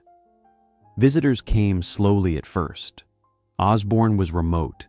The Isle of Wight required a ferry crossing, not convenient for day trips from London. But gradually, interest grew. People wanted to see where Victoria had mourned, wanted to stand in rooms that had been frozen for 40 years, wanted to witness the physical space where love had refused to accept death. The house offered this. The rooms remained furnished as Victoria had left them. Albert's bedroom looked exactly as it had in 1861. His clothes still hung in the wardrobe. His books still sat on the shelves. The wash basin still stood ready, empty now. No more daily water, but ready. Victoria's bedroom was preserved too, her bed against the wall she had pressed against, the locked door she had slept beside. Visitors could stand where she stood, could see what she saw, could imagine the weight of sleeping next to absence. The house was beautiful. Everyone agreed on this. The architecture was lovely. The gardens were stunning. The views across the Solent were breathtaking. Osborne deserved preservation for aesthetic reasons alone. But aesthetics were not why people came. They came for the story, for the grief, for the spectacle of a queen who could not let go. Some visitors found it romantic, proof that true love endured beyond death. Evidence that Victoria and Albert had shared something so profound that physical separation could not end it. They saw devotion, faithfulness, a love story for the ages. Others found it disturbing, proof that grief unchecked became pathological, evidence that Victoria had failed her duties as monarch, as mother, as rational adult. They saw obsession, dysfunction, a cautionary tale about refusing to accept reality. Both interpretations were correct. Both missed the complexity. Victoria had loved Albert genuinely. She had mourned him honestly. But she had also used his death to excuse withdrawal, to justify refusal, to create a permanent shield against criticism. How could anyone demand she do more when she had lost so much? How could anyone question her choices when those choices were framed as loyalty to a beloved husband? The house preserved this ambiguity. Every room raised questions it did not answer. Was this love or madness? Devotion or denial? A queen honoring her husband or a widow imprisoning herself? Osborne offered evidence. It offered objects. It offered space. It did not offer judgment. By 1910, Osborne House was established as a functioning museum. 20,000 visitors per year. Not enormous numbers, but steady, respectable. The house paid for its own maintenance through admission fees and government support. It employed 15 full-time staff, curators, guards, gardeners, cleaners, people who maintained the building so others could visit and wonder and debate what it all meant.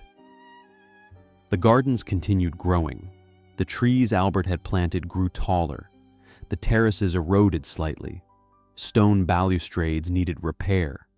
Paint needed refreshing. Buildings needed maintenance. The house was no longer frozen. It was aging normally, changing slowly, becoming history instead of remaining stuck in it. Osborne House had survived by becoming something Victoria never intended: public, accessible, a monument to an era that had ended, a place where strangers could walk through rooms that had been sealed, could touch surfaces that had been sacred, could judge a queen who had never submitted to judgment in life. The doors were open, the air circulated, the rooms breathed, and 40 years of frozen time slowly, finally began to thaw. From private tomb to public artifact, Osborne House survived by becoming something Victoria never intended. The transformation was gradual. 1904 to 1914. 10 years of slowly shifting, from private grief palace to public historical site. The government approached this carefully. Too much revelation felt like betrayal. Too little felt like dishonesty. They needed to balance respect for the dead queen with honesty about what she had done, with clarity about what Osborne represented. The first challenge was deciding which rooms to open. The public rooms were obvious: the dining room, the drawing room, the corridors, the gardens. These were beautiful spaces that showcased Victorian design and royal domesticity. These were safe, uncontroversial, tourist-friendly. But the private rooms were different. Albert's bedroom, Victoria's bedroom, the spaces where grief had been performed daily. These were uncomfortable, intimate, strange. But these were also what made Osborne unique. These were what separated it from other royal residences. These were the story. The government decided to open them. All of them, with careful explanation, with historical context, with acknowledgement that what visitors were seeing was unusual, that 40 years of preservation rituals was not normal royal behavior, that Victoria's grief had been extraordinary in its intensity and its duration. Guidebooks were written. Historians were consulted. Text panels were installed explaining each room's significance. The narrative they constructed was balanced, sympathetic, but honest. Victoria was presented as a woman who loved deeply and lost tragically. Her response was presented as understandable, if extreme. Visitors were given information and allowed to form their own conclusions. The numbers tell the story of Osborne's transformation. In 1905, the first full year of public access, 17,400 people visited. By 1910, this had grown to 23,000. By 1914, 31,000. Not massive numbers compared to major museums, but significant for a remote island location requiring ferry travel. Who were these? Visitors? Records were incomplete but suggestive. Many were middle class, Teachers, clerks, shop owners, people with enough income and leisure time to take day trips, people interested in history and royalty and the Victorian era they had lived through. For them, Osborne was recent memory. Victoria had died just a few years earlier. The era was still touchable. Some visitors came for architecture. Osborne was an excellent example of Victorian Italianate design. The proportions were lovely, the details were refined. Architects studied the building, students sketched the terraces, historians analyzed the layout and how it reflected changing attitudes toward domestic space and royal privacy. Others came for the gardens, 40 acres of formal landscaping, rare trees, exotic plants, the Swiss cottage with its children's gardens, the private beach. Osborne was a botanical and horticultural treasure. Garden enthusiasts came from across England to see what Albert had created and what 70 years of growth had transformed. But most came for Victoria, for the story, for the grief. They came to stand in rooms where a queen had slept beside sealed doors, to see the bed where she had clutched a plaster hand, to witness the physical evidence of love that refused death. They came for the spectacle of extreme emotion, for the comfort of knowing their own grief was smaller, more manageable, more normal. The house gave them this, carefully, respectfully, but completely. The guidebooks mentioned the daily rituals, the hot water, the laid-out clothes, the decades of preservation. They mentioned Victoria's nightly visits to Albert's door, her conversations with his portrait, her refusal to remove his belongings. All of this was documented, explained, offered to the public. Not everyone approved. Some Victoria loyalists objected to displaying her private grief, argued that certain rooms should remain sealed, that some aspects of the Queen's mourning deserved privacy, even in death, that Osborne should be presented as a beautiful residence, not as evidence of pathological grief. The government disagreed, politely, firmly.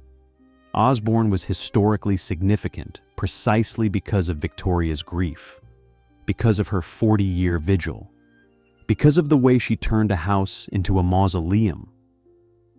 To hide this was to falsify history, to pretend Victoria had been a normal widow with normal mourning practices, and she had not been. She had been extraordinary. Her grief had been extraordinary. The house proved it. By 1920, Osborne was firmly established in British cultural consciousness.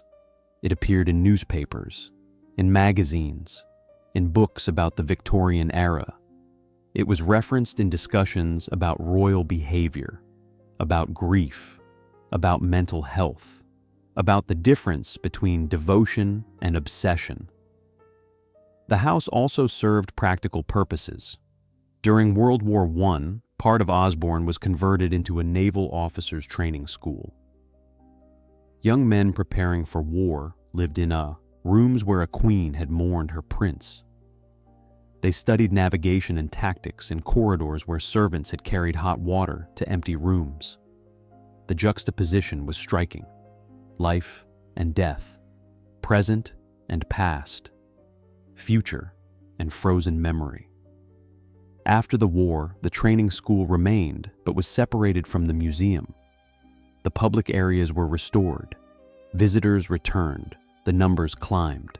40,000 per year by 1925, 50,000 by 1935.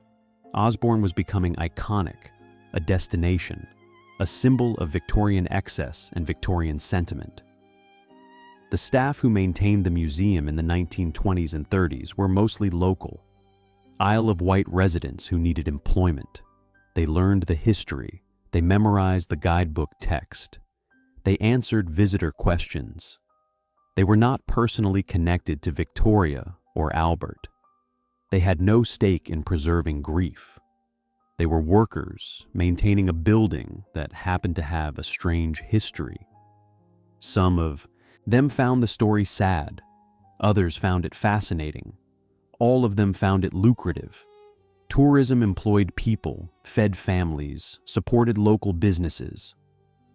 Osborne House was not just history, it was economics. It was the reason ferry operators had customers and hotels had guests and shops sold postcards featuring Queen Victoria in eternal mourning dress. The house itself aged, paint faded, wood warped, stone weathered. This was normal. Buildings decayed without constant intervention. The government funded repairs, not lavish restorations, but necessary maintenance. Roofs were patched, windows were reglazed, gardens were pruned.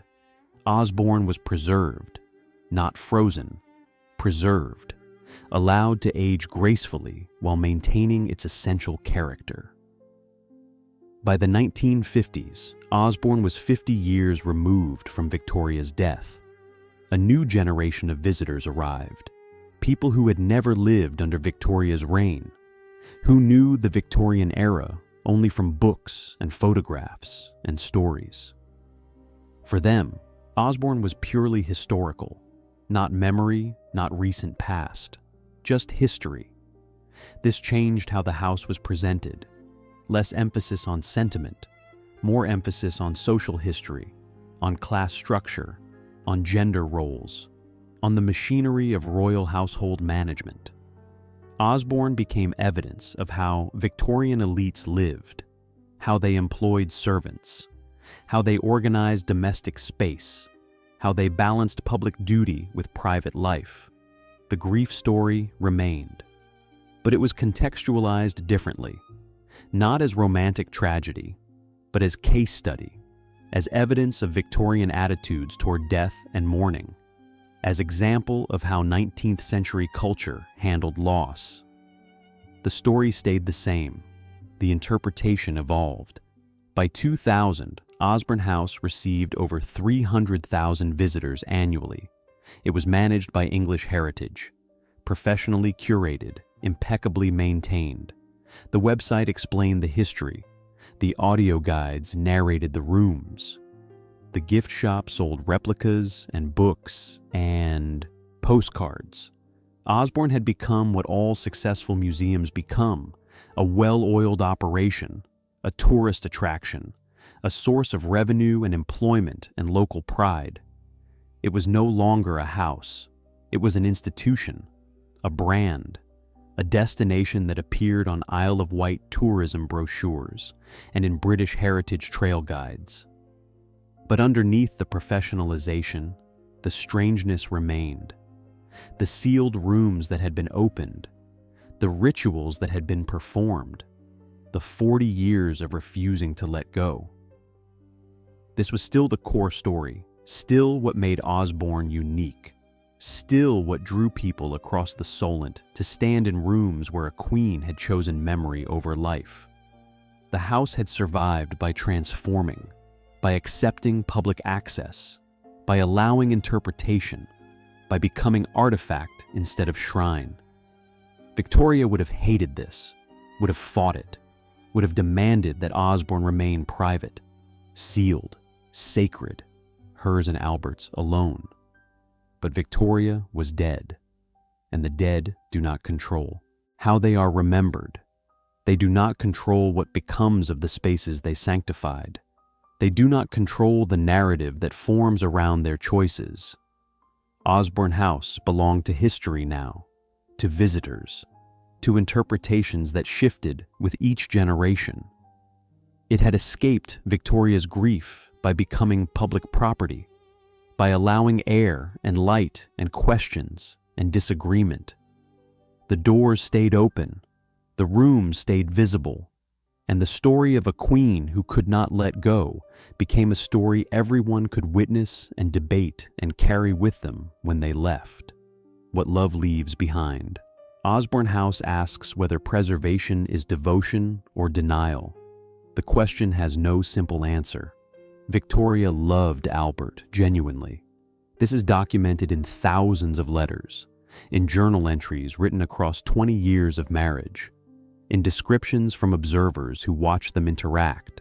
She loved him as partner, as advisor, as the person who made her feel safe in a role that demanded constant performance.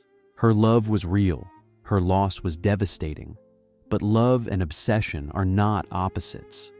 They are neighbors, they share borders, they bleed into each other when grief removes restraint.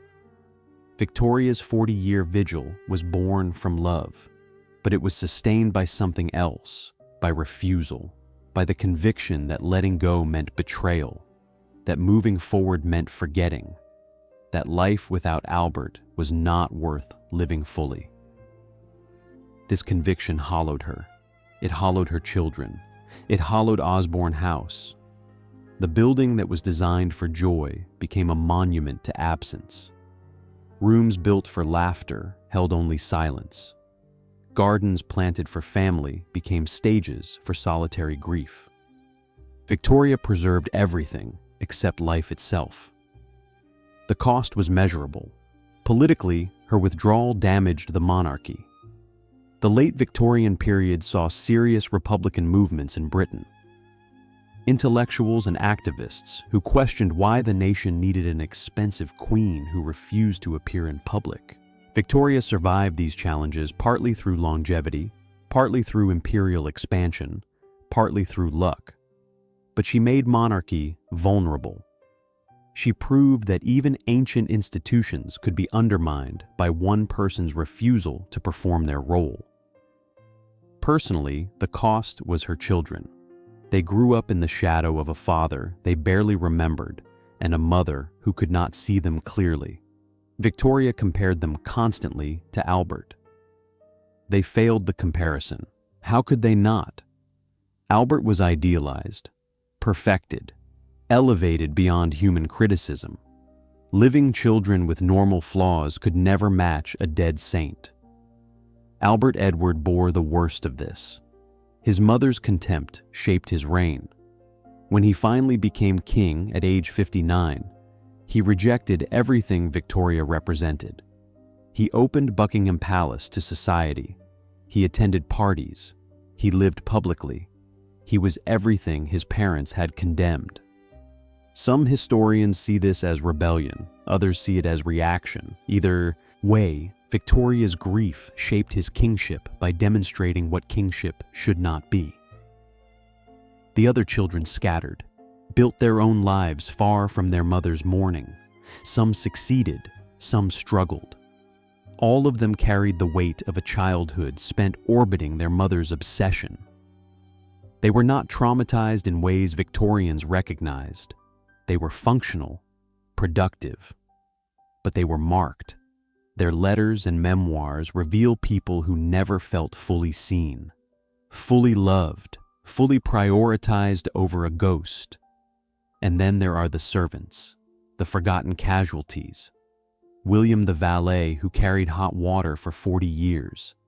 James the gardener who tended a dead prince's plants. Dozens of others whose names were not recorded, who spent careers maintaining rituals they knew were meaningless, who obeyed because disobedience meant unemployment, who witnessed daily the gap between their labor and its purpose.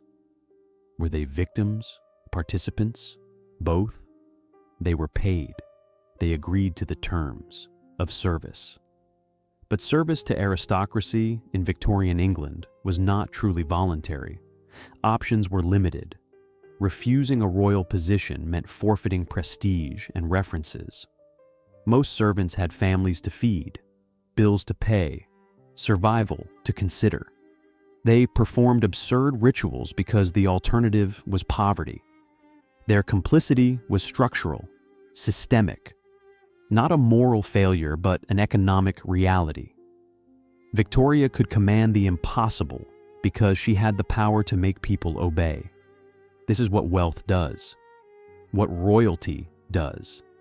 It creates situations where the powerful can demand anything and the powerless must provide it. Osborne House is evidence of this power. Every folded nightshirt, every filled wash basin, every tended plant, every locked door, all of it required human labor, required people to suspend disbelief and perform grief's theater twice daily for 40 years. The house is beautiful, but its beauty was built on exploitation, on the assumption that servants' time and dignity were expendable in service of a queen's emotional needs.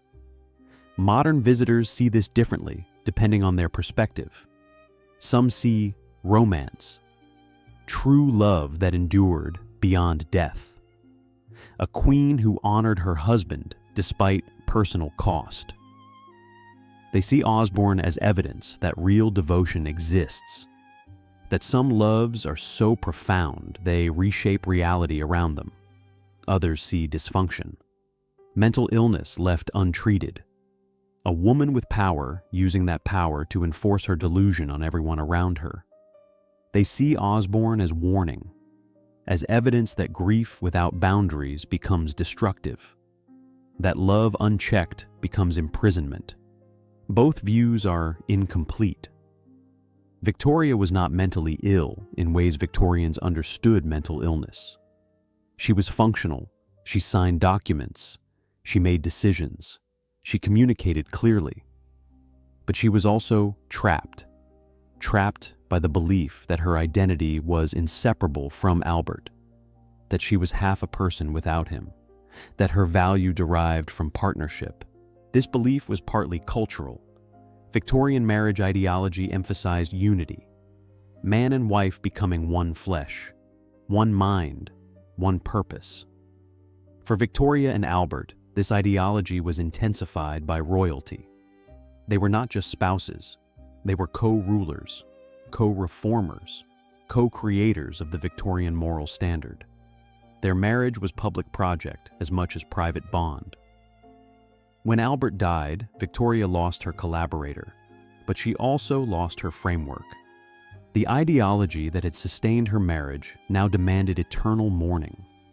If marriage was permanent unity, then death could not sever it. If husband and wife were one, then she remained married, remained bound, remained obligated to the man who was not there. Osborne House became the physical manifestation of this impossible bond, a place where marriage continued despite death, where routines persisted despite absence, where Victoria could pretend that permanence was possible if you just refused to acknowledge change. The house preserved this pretense until she died. Then it was dismantled, not violently, not vengefully, but methodically. Her son opened the doors, ended the rituals, let air circulate, let time resume. The house exhaled, the staff dispersed, the fiction collapsed. What remains is artifact, stone and wood and objects that witnessed extraordinary behavior. Osborne House today is museum, tourist attraction, historical site. It tells Victoria's story but does not endorse it, does not judge it, simply presents it as evidence of what one person did when given absolute power and unlimited grief.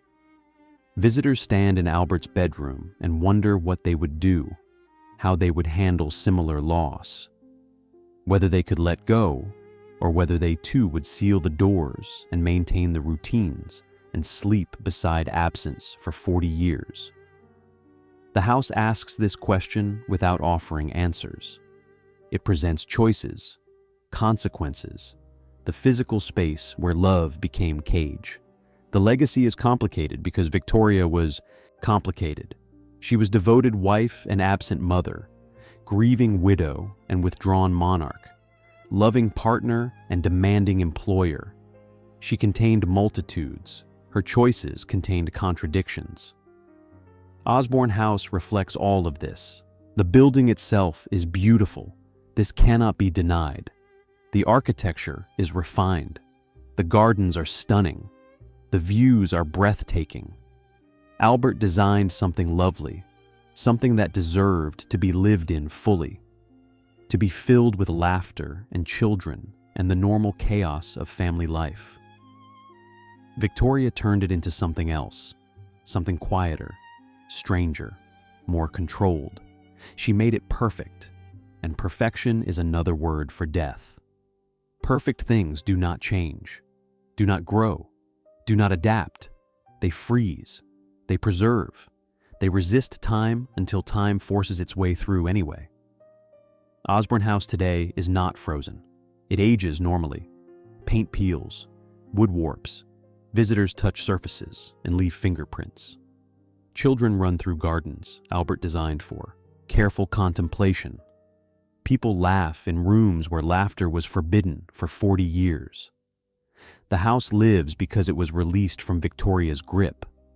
This is the final lesson, that love must allow change, must permit loss, must accept that preservation is not the same as presence. Victoria tried to hold Albert through objects and routines and sealed rooms. What she held was absence. What she created was void. Real love releases. Real devotion trusts that memory survives without enforcement. That people remain in those who loved them, not through frozen bedrooms, but through influence. Through lessons learned, through values transmitted, through the shape they gave to time when they were present.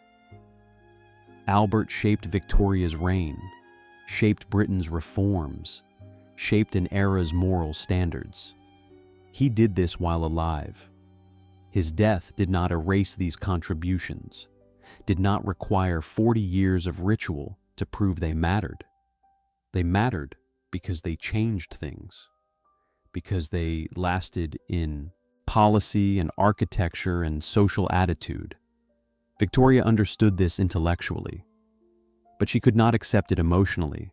So she built a shrine, maintained a ghost, turned a house into evidence that she had not let go, that she would never let go, that she would take her devotion into the grave, literally, with his dressing gown and his plaster hand and his hair in a locket around her neck. Osborne House survived this, outlasted it, became something new by becoming public, by accepting that what happened there was history, subject to interpretation, open to debate, worth preserving not because Victoria was right, but because her story reveals something true about human nature. We do not want to let go. We want permanence. We want the people we love to remain beside us forever. We want death to be temporary, reversible, negotiable. Victoria had the power to pretend this was possible, had the wealth and authority to enforce her pretense on an entire household. Most of us do not have this power, so we let go because we must, because daily life demands it, because we cannot afford to stop time. Victoria stopped time for 40 years, and when she died, time resumed. The house opened, the doors unlocked, the air circulated, and everyone understood what should have been obvious from the beginning. Love does not require this. Love survives without enforcement. Love endures through change, not despite it. And houses are meant to be lived in, not sealed, not preserved, not turned into monuments to what was lost. Osborne House stands today as evidence of what happens when grief has unlimited resources, when preservation replaces living, when devotion becomes denial. It is beautiful. It is strange. It is a warning wrapped in architecture, and it asks one final question to everyone who visits. What would you preserve? What would you release? And can you tell the difference before you build your shrine?